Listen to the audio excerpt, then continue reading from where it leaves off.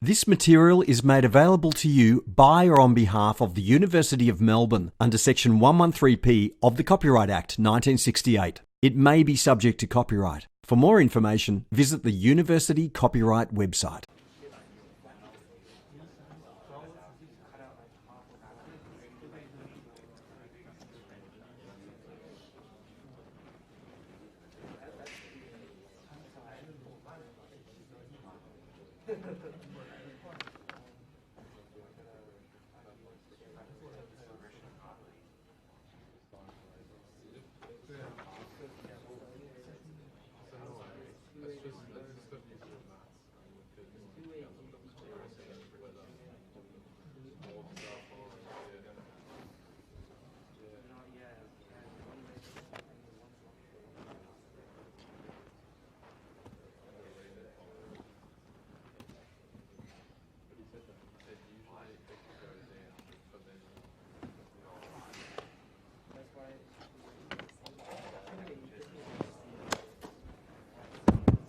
Yes.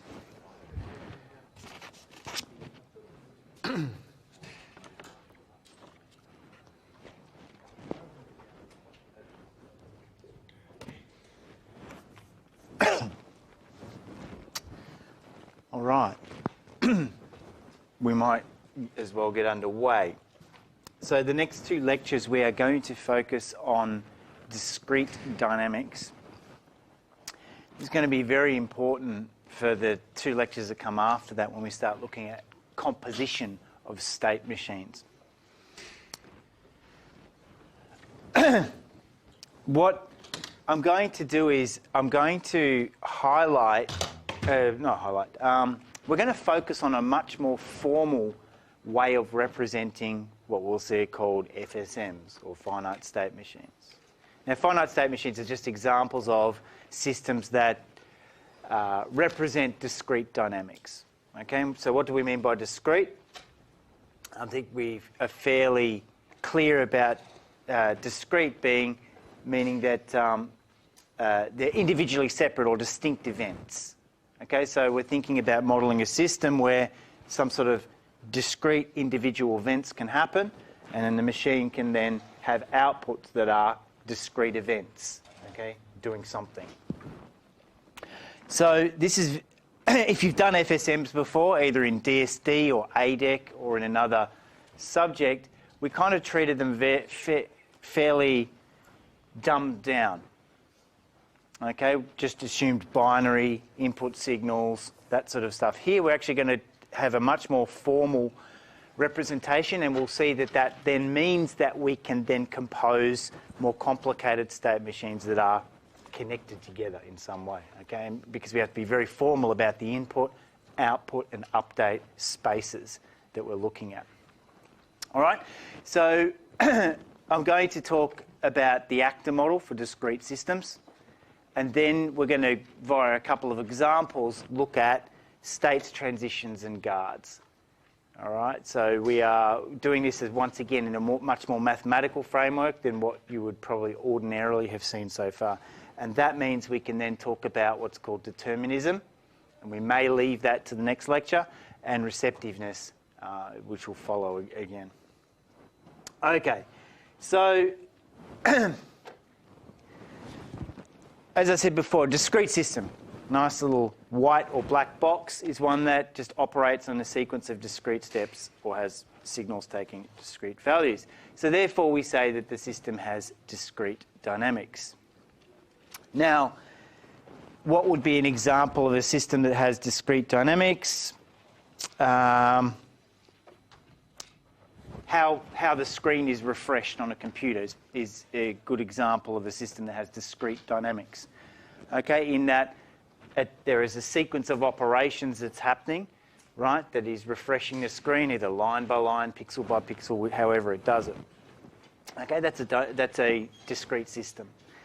Another very simple example would be, and you can think about the state machine underneath this, a vending machine, an old one that takes coins. Okay, you put in discrete events, basically coins of certain values.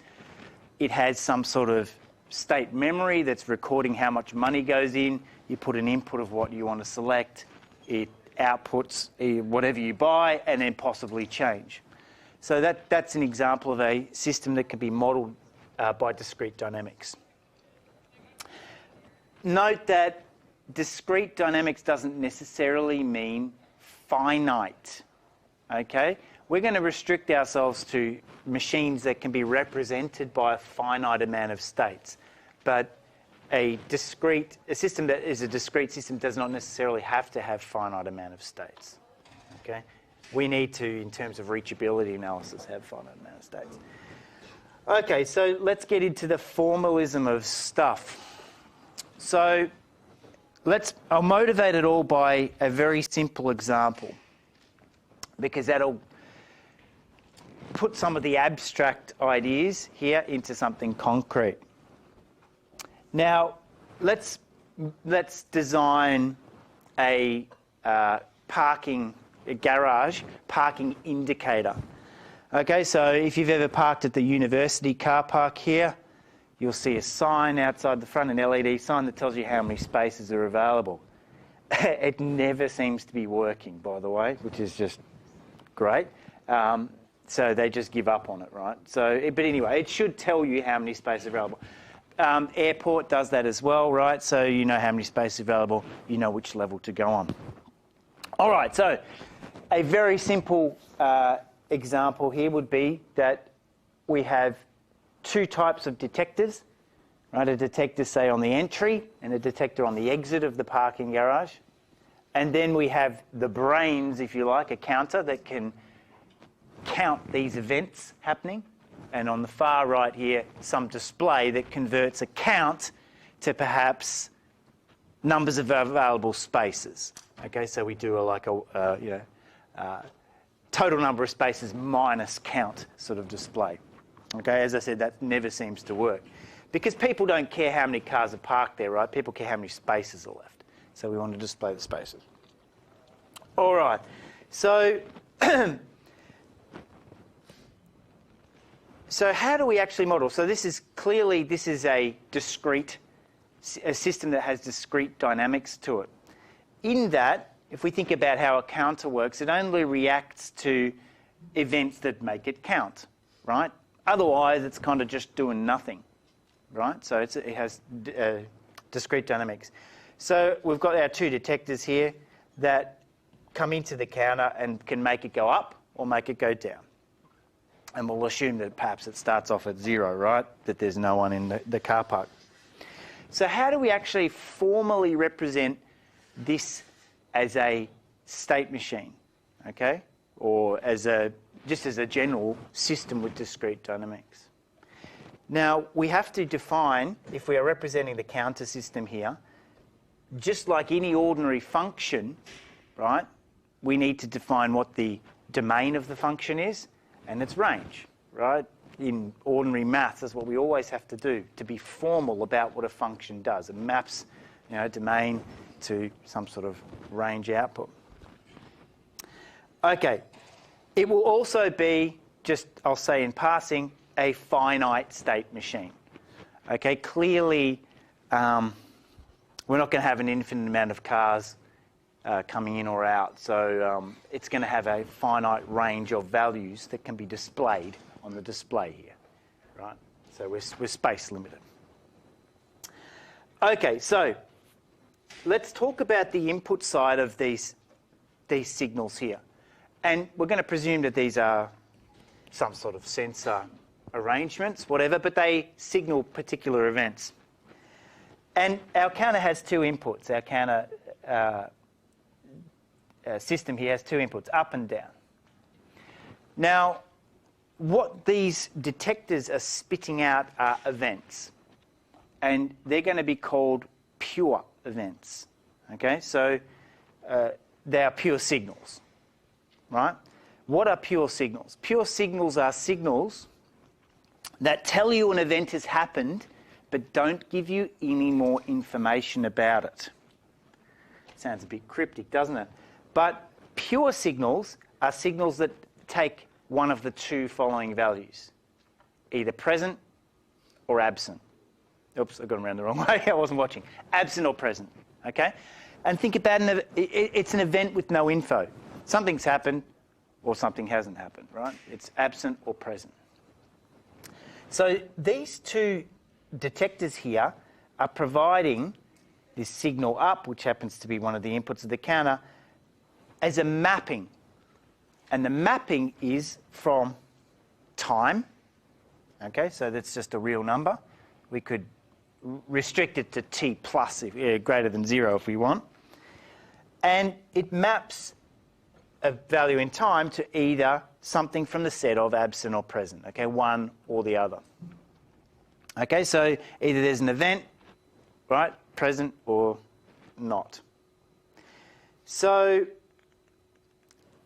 these pure signals here, as I said again, contain no info more than just something's happened. The same can be said, and it's not written here, but the same can be said for this down input. It's exactly the same. It maps R, right, time. Maybe we can restrict it to t plus if we want, t greater than 0. And it takes one of the following values as well. So these are called pure signals. I'm going to deal a lot with pure signals. But we'll also deal with signals that carry a bit more information. They could be discrete or they could also be continuous. And that leads into what are called hybrid systems. Okay, so what else do we need to say? So that's the input side of things. Our counter is going to be called a discrete actor. Okay, so the actor model of systems, if you remember what an actor model of systems is, it's not a point-to-point mapping.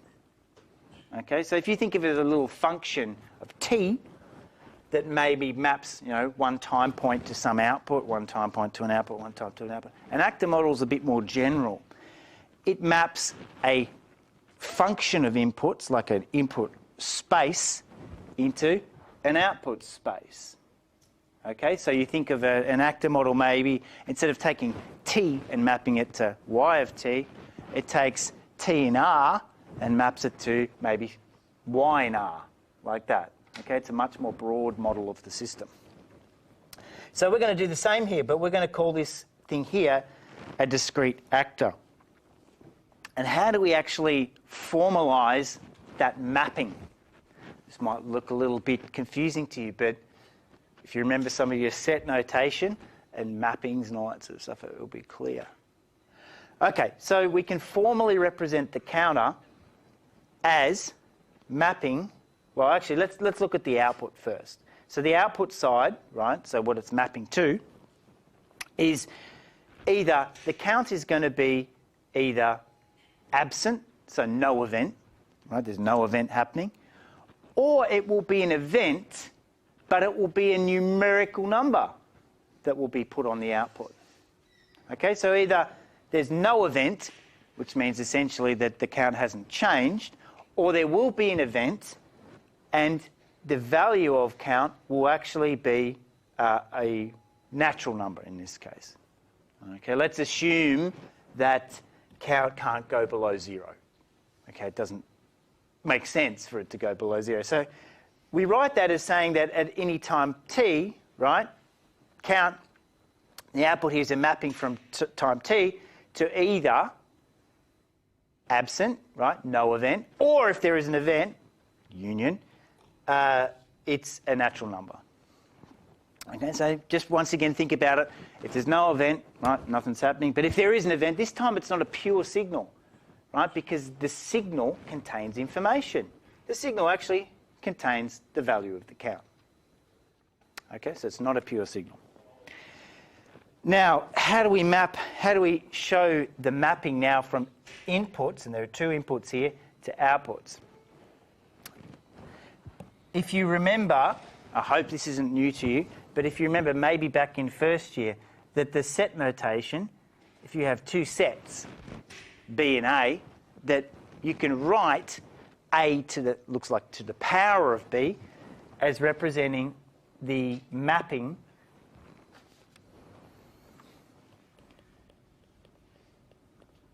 of all functions from B to A. Okay, it's a shorthand way of writing it. Maybe you've seen the arrow notation like that.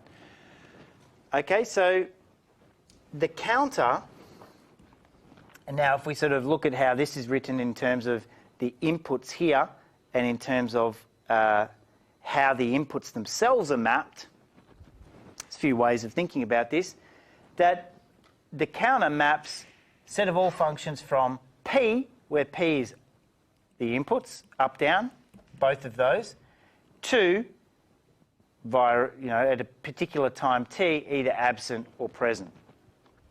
Okay, so that's the input space, sorry. That's the input space, and it maps to a non-pure signal called count. I'll go into a little bit more detail, talk about how this kind of works in a couple of slides' time when we look at the actual FSM diagram of this. But this is the formal definition of how this machine works. Yeah, I'll talk about it in a bit more detail later. So, all right. So, no, I'll talk about that later too. All right. So how would you model such a thing? I'll just show this as a little application note here, that there are actual modelling languages which allow you to model actors. So for instance, you may have, in engineering mechanics, done Simulink, which is an actor model of a system. And if you see, right, you have particular, right, these are all the actors involved in Simulink. LabVIEW also is an actor model, right? You have blocks that represent actors, and they work on a space, and they give you a space of things as outputs. So that's how you can model things in particular actor modeling languages. In terms of outputs, if you run a simulation, that would be perhaps what an output simulation might look like, where things might go a bit funny, right? The count goes below 0 at one stage. But anyway, it's a discrete output there. Right, so we can model these such things. Now, let's have a look at how the state machine, I shouldn't say state machine, discrete system reacts to things.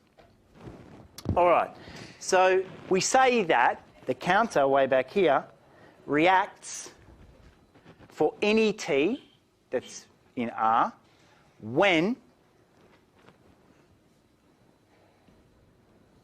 where up is not equal to absent or down is not equal to absent. In other words, when there's an event, okay, an event present.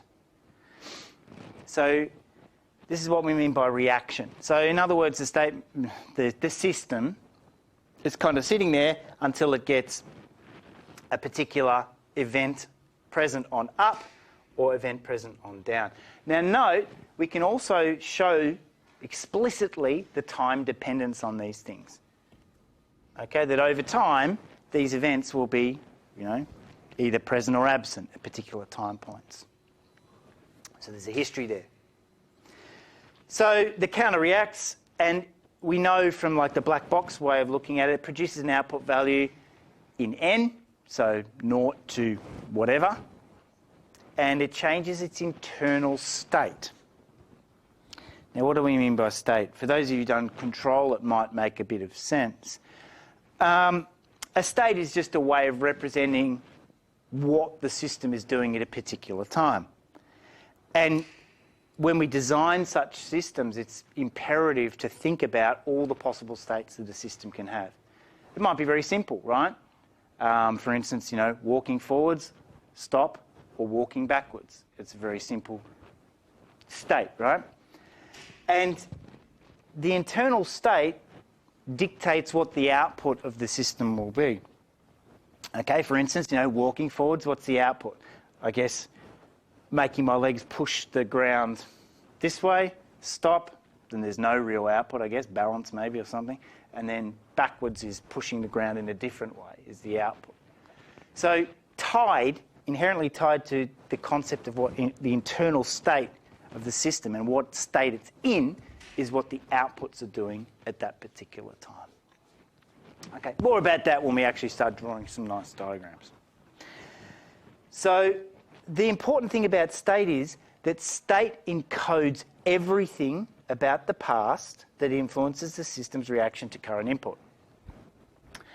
In other words, I don't care anything about the whole history of the system. Don't care what's happened. As long as I know what state it's currently in and I know the input, then I can predict what's going to happen into the future. And a classic example of that might be, say, for continuous time, an integrator. Okay, an integrator block, right? If you know where you're integrating a signal, right, you don't necessarily need, if you have an initial condition and the current value of the system, you can basically integrate that out. Okay, you don't necessarily need to know the time history of it all.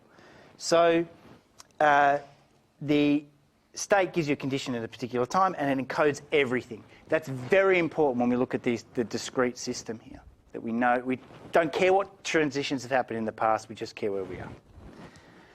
Okay, so most systems, I'll say, are what are called reactive systems. Reactive systems mean they're essentially idle most of the time, doing nothing. And then they will only react to some sort of change in the input, some sort of event happening. Classic example, braking system in a car, right? The braking system's idle, 90% of the time, and it's only engaged when you actually push an event on the brake pedal, and then the calipers grab the rotors. Okay, so most systems are reactive systems. All right, let's look once again, as I said, in a bit more detail about the inputs and outputs of the system. Now, what happens with the inputs and outputs at a reaction? Okay, so remember this system sitting here and it will only react to events on its inputs. Now, the inputs can be written as, well, there's two inputs, up or down, and they take values, either they're pure signals, right? They're coming from these detectors, either absent or present. So if you really want a simple explanation of how this is written here, right, it's basically saying that either of these can take either of these values at any particular one time, right? It's showing you all the possible combinations. Right? That's what the curly braces essentially show you. So up could take either of those values and down can take either of those values. Right? So that's how we write that as a mapping. Okay, it's super formal, but it's simple when you think about it that way. Once again, as I said before, the outputs are, the output is called count, and it is a mapping to either no event present or a natural number. Remembering that this is not a pure signal. It's giving you a bit more information about what's going on. Okay, so inputs and outputs. Yeah? Just on that outputs line, so is absent not actually a value, it just has no value, and n is just a number from 0 to... So think of present and absent as an event. So Yeah? value is an event. Yeah? It's an event. It doesn't give you any information. So something has happened and you react to it. Okay? And that union with n is what causes it to be a non-pure signal. Yes. Okay, so pure signals can only be present or absent. Some event has happened. You can dangerously think of it as a 1 and 0 maybe. It's a bit dangerous thinking of it that way because now you're starting to get into the implementation of 1s and 0s. And yeah, because it's union with the natural numbers, it's either... So if this was union with present, then I guess it would be a pure signal again. Okay. The important thing, I guess, out of that is to think that we often think of inputs to a system as being events, right? Obviously, something's triggered, it's an event. But the output of a discrete system here is also an event in itself, right? When that changes, right? Or when it's signaling something. There's an event on the output as well. That's very important, actually, in particular, when we cascade systems together. because if there was another system over here that was represented as a discrete system, then, right, this becomes an event, just like these are events over here as inputs. Okay, so with the concept of state, so a state encodes all of the past history about what's happened and gives it to you somehow. And knowing that and the current input, you can then work out what happens in the future. So if we think about a parking garage, let's pretend it has M spaces in there. Then we could represent the state space, the amount of states of the system as, well, the state of the system, sorry, as one of the numbers 0 to M. Okay, we could, I guess we could get tricky about M minus 1 and all that sort of stuff. Let's just keep it simple for starters. So let's just say it has M states and M represents the number of spaces. Okay, so this is going to be key to our little design here, that the state is actually also going to represent the output. Okay, and that's typically a way we choose to encode state machines. All right, so what does this look like in terms of its behaviour? How do you actually model, show its behaviour? We've just been talking once again about what the spaces of inputs and outputs are. So this is a representation of its actual behaviour called a finite state machine diagram. And what it does is it shows you how the system reacts. We think about how reaction now reacts to events. So we're going to call these things guards. Now, I can't circle this. I've got to go underneath one of my toolbars here. The conditions on transitioning to another state are called guards, formally called guards. Why are they called guards? Well, because these conditions essentially prevent the system from getting out of a particular state. So I'll talk about what these things mean in a minute. So, for instance, if it's in state 0, it can only get out of state 0 to state 1 if the guard is satisfied. Okay, so it's guarding against, if you like, it's always guarding against getting out of that state. So that's why we call them guards. And if you have done any work perhaps in some software systems that implement FSMs and you've seen transitions represented as guards, now you know what the guard is. Right? It's a formal way of describing. Okay, so this is the action-reaction model, if you like. That if the system has an action that occurs on the inputs, then it reacts, and it reacts by transitioning to states, okay, different states. The arcs here are the transitions, as I said before, and the nodes here within the bubbles or the ovals here are states. Just in terms of shorthand representation here, that is commonly used in state machine diagrams to represent the ampersand signal, a symbol, and that represents not, which can also be sometimes done in numerous ways. We know that there's X bar, X prime, tilde, exclamation mark. Okay, so the guards are specified in shorthand using these Boolean operators. And in this case here, for instance, right, we would only move to state 1, which happens to be, right, the count that there is a car in the garage, one car in the garage, if, and only if, up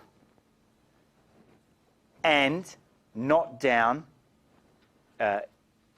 occurs. In other words, if there's an event on up, present, so if up is present and down is absent. Another reason why we talk about present and absent is to get away from ones and zeros, okay? In particular, when present and absent might mean different things. It doesn't have to be a 1 and a 0. It could be meaning something else. So if up is present and down is absent, then we go to state 1. We indicate that there's one car has come into the garage. And as I said before, what this means is that present is up is present and down is absent. Okay, so let's look a little bit more detail about this diagram here. Another thing to look at is the initial state. I've got to draw underneath some stuff. Oops, that's why it didn't work. We'll talk about this in more detail later on, but we need to start somewhere, and we typically indicate this by an arrow that appears from nowhere and goes into a particular state. Okay, that says the initial state of the system. It's very important to specify initial states. You might think it's trivial, but when we turn on machines, it's super important to know where they will end up. Okay, so in particular this one here, we turn the machine, we reboot the system, it will go to state 0. Now, that may not be right if there's an influx and outflux of cars in there and you reboot the system and suddenly it goes back to state 0, right? Your count is out, basically. Okay, so we have to be very careful about when we initialise a system, that we initialise it to the real physical conditions. It happens, right? You reboot something, you can lose track of what's happened, right? You've essentially lost the state history about where you were. Okay, so that's the initial state. You might also see it's kind of a bit more bold as well. That's another way of making sure that it's known as the initial state, as a more solid line around it. And also, as I said, this arrow that just appears from nowhere to say that's where the state that you enter upon when you power up the system. Okay, now what about the output of the system? We haven't spoken about the output. We've got this nice system that just transitions to a different state based on whether up is present and down is absent, or it goes the other way, decrements the count, if down is present and up is not present. What about the output of the system? Now, the output of the system here is specified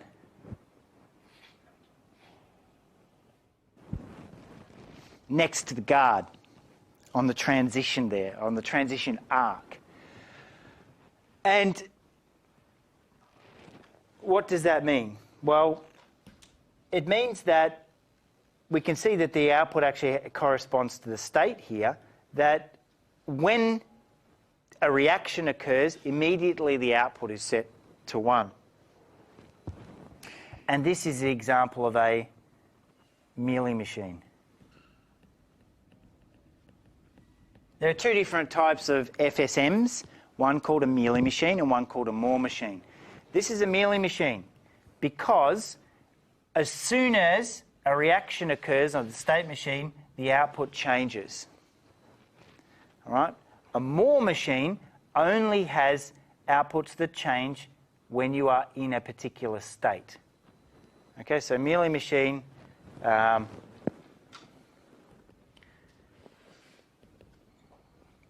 output is, it depends on the transition, I guess, is one way of saying it. And that leads to some interesting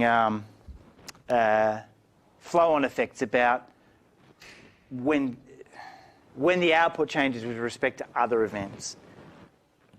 Okay? Note that so far, and I'll say this again later, in this diagram there is no timing. There's no concept of time when these transitions occur. It's a reactive machine, right? An event happens, it changes state. When does it change state? We'll find out. Okay, so this is an example of a Mealy machine.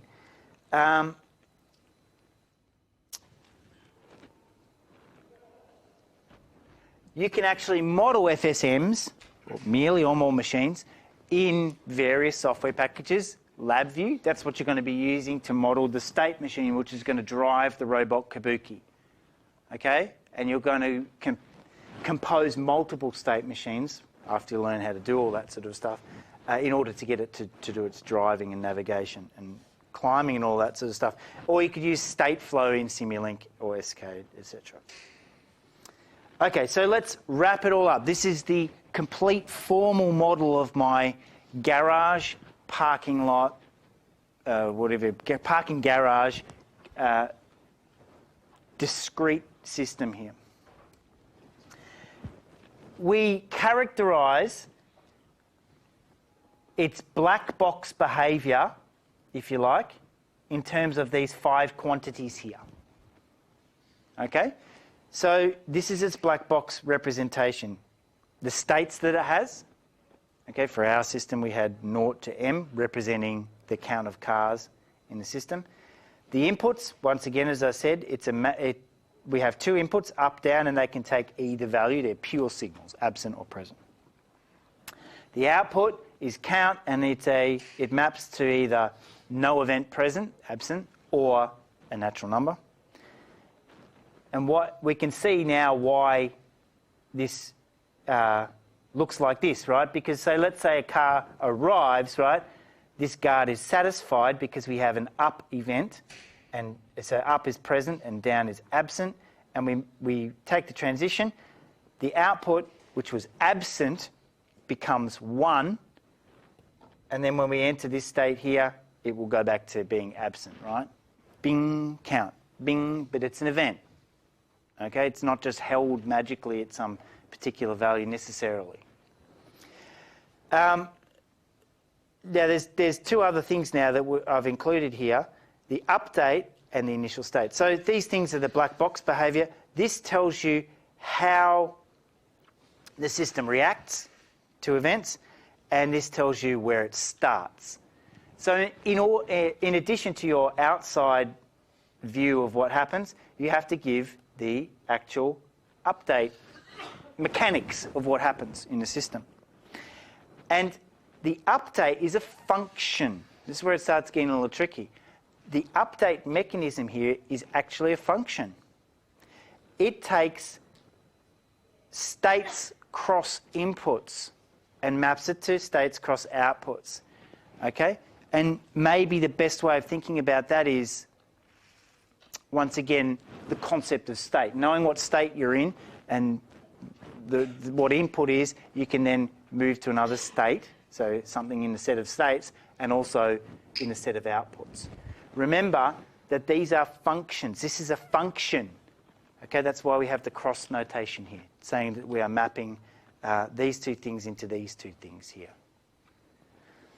Okay, so as I said, it does get quite formal, but it's very important, particularly when we start looking at transition models and reachability analysis of state machines. Okay, so as I said, it may seem outwardly, pedantic about all this sort of stuff, but it will pay dividends when it comes to analysing machine and being able to say that it is foolproof or fail-proof. All right, so just as another reminder, so I've colour-coded stuff in here. This is the notation Lee and Sessier use. Some other places use some slightly different words to specify some of these.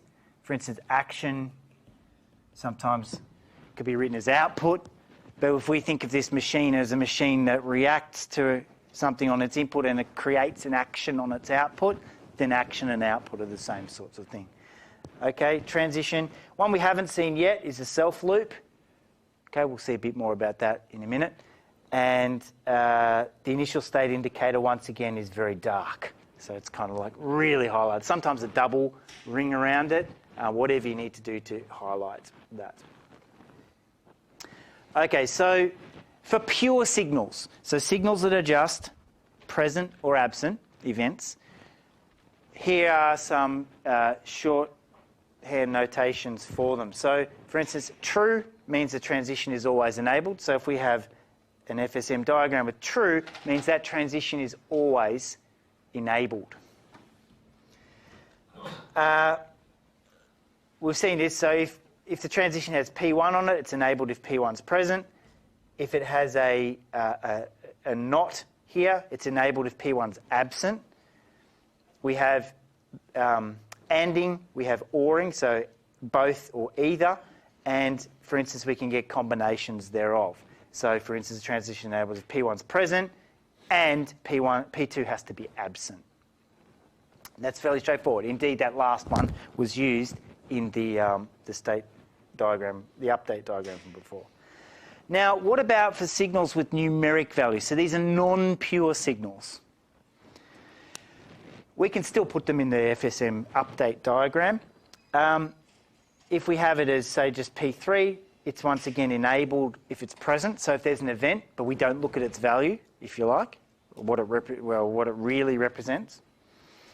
You can specify the condition that if the event is present and it's a value, so in this case P3, and it equals 1, you can set combinations of multiple things. So P3 is 1 and P1 is also present, okay, because it's just by itself, that represents it being present. And also you can have inequalities, like P3 is present and its value greater than 5.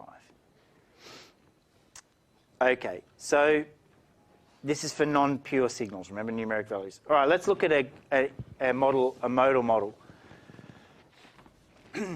Well, what's a modal model? It's just a system that operates in different modes.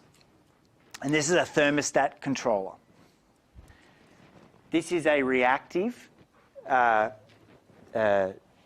discrete system here. So there's two states, cooling and heating. And it just has one output, and the only output is heat. So if we draw a little black box to represent this system, from the outside, it takes temperature as an input.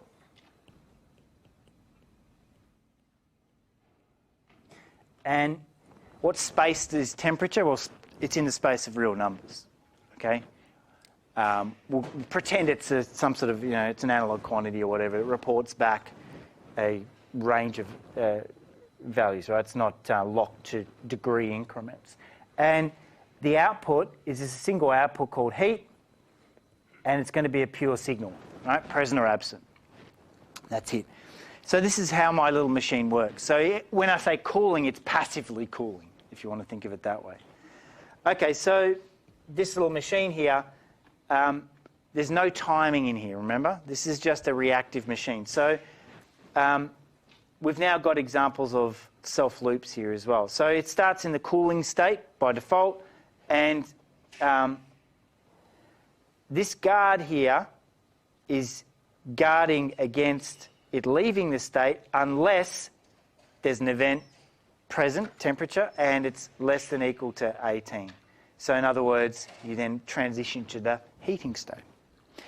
Now, the slash indicates, right, what follows is now the output. So when that happens, when that guard is basically evaluates to true, we go into the heating state and heat is made present on the output. It's a pure signal, right? When we're in the heating state, we don't leave the heating state until temperature becomes greater than 22. So we heat it for 4 odd degrees or something like that. And then we leave it and go back to the cooling state back here. Note that the output here, heat, is set as soon as the temperature drops below or is equal to 18. And it's still present in this state here while the temperature is less than 22. Okay, why are these different values? These different values are essentially giving you hysteresis, right? A spacing of the values for the guards here from going from cooling to heating and heating to cooling, and the internal loops means that the heating system is not constantly going on, off, on, off, on, off, on, off, which when that happens is really annoying, right? Particularly if this is in a hotel room or something, you're trying to sleep and the heating's basically just triggering on, off, on, off. If these values are too close together, of course that will happen because the temperature fluctuates and it will be jumping between the states constantly. Okay, so by putting a bit of separation here, gives you what's called hysteresis, right? You heat it up, but then you let it cool below a certain level and then it will heat up again. You don't have just one threshold to cross. You have two thresholds, and there's the two thresholds. Okay, so a good example, yeah, I can talk about an example here. So note that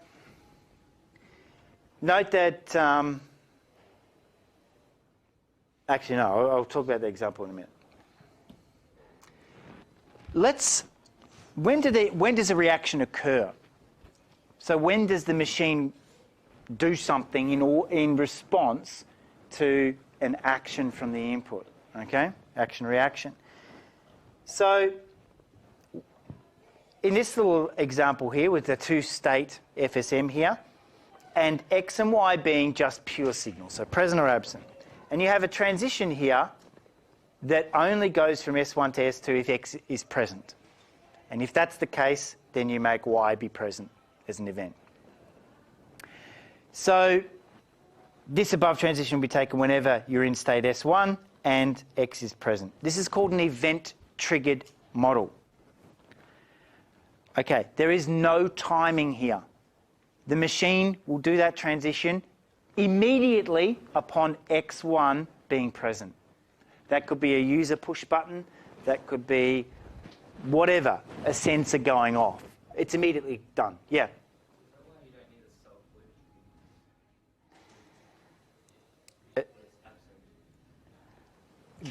Yeah, okay, well, so we've only got one input here, so we can get away with that. Yeah, I'll talk about a bit more about self loops and stuttering a little later.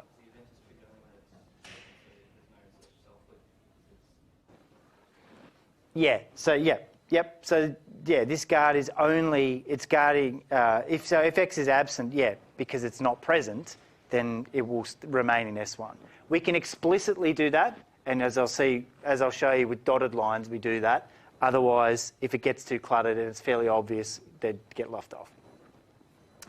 Okay, so there's no mention of a clock here. When does this happen? It happens when the event goes off. A classic example of where things can go wrong is there was a famous example in, I think, the 1990s, a particular car company. They moved to electronic climate control. And if you know electronic climate control, if it's a push button, you have an up and a down button, right, to set the temperature up or down. Now, because this is an event-triggered model, it just reacts immediately to the buttons being pushed. They had never designed the state machine to react to both buttons being pushed at once. They thought, who would do that? Who's dumb enough to be pushing temperature up and down at the same time? Right, they clearly didn't model it with kids. Kids in a car will just press buttons at random and push multiple buttons. And they had an event-triggered model, basically, that was undefined for both buttons being pushed.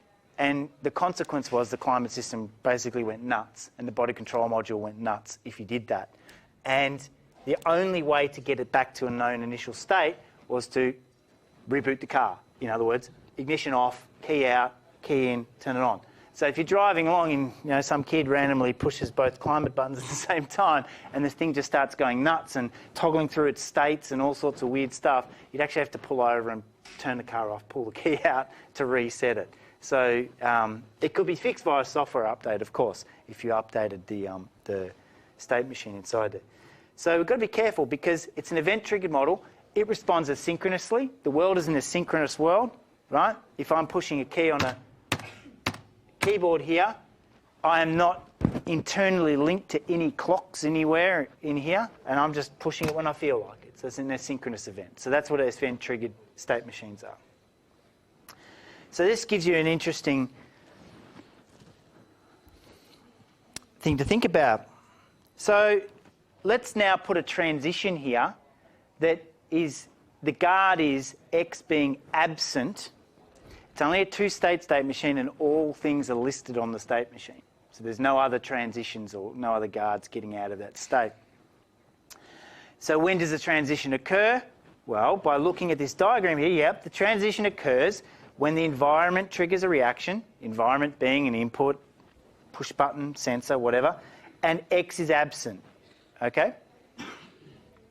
But if this is the complete model and it's event triggered, the transition's never taken because the reaction only occurs when X is present, okay? You can't have something be absent and it to be an event as well, right? So in other words, this will never be taken because you can't get an event and it to be absent, and it's the only transition out of this state. So we have to be really careful about event-triggered models here. The solution basically to make things more predictable, safer, to be able to be simulated is to use what's called a time-triggered model. But that's also going to introduce a range of issues as well. So let's suppose now that all inputs are discrete and a reaction occurs not when the event occurs, but on the tick of an external clock. So it's synchronized in some way. This is what's called a time-triggered model. In other words, there's something that's not shown here that is causing the transition from S1 to S2. That's the event that will cause it, but when it happens, that's some other clock does that decision, or makes a decision when the transition occurs. Okay, so this is called a time-triggered model. This is safer, as we'll see. It lines things up to a common clock where things happen now at set intervals, in particular a more complicated machine. And for safety critical systems, it's super important. It's also important for power optimized systems as well. So for instance, if these were event triggered, and you could go from one state to another, you would be responding spuriously to events, right? Which essentially means circuitry has to be awake at all times. One of the powerful things about time-triggered models is you can set things, subcomponents in your circuits to go to sleep, and upon an event happening at some time later, you can trigger things to wake up. Okay, so the reaction from going, say, from a power down state to a power up state is not completely event-driven. Well, it's not event-driven. It won't happen based on the event. It'll happen, but it'll happen at some time later, right? Triggered by an external clock. Okay. I'll probably have to leave it here, but as was just sort of forecast from before, we will talk about default transitions and self-loops like this, and then start talking about some crazy stuff like non-deterministic FSMs and how they're actually quite useful for abstraction of models. Keep in mind, once again, that the timing here is not specified when this actually happens, this transition. Okay, just that it will happen.